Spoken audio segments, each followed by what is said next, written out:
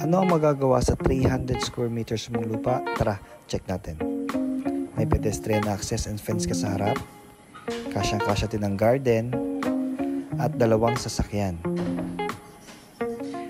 May access tayo sa service area and access sa kabilang side. So ito yung main door. Tara, pasok tayo. So ayan, kasyang-kasya ang isang malaking open ceiling and syempre, malaking living area din. Kaya din maglagay ng theater area or entertainment area.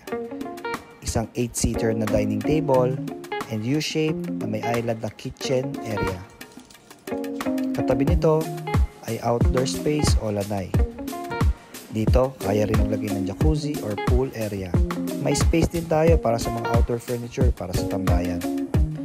Sa ganitong kalaking lupa, kaya din na magkaroon ng room sa baba at sarili niyang toilet and bath.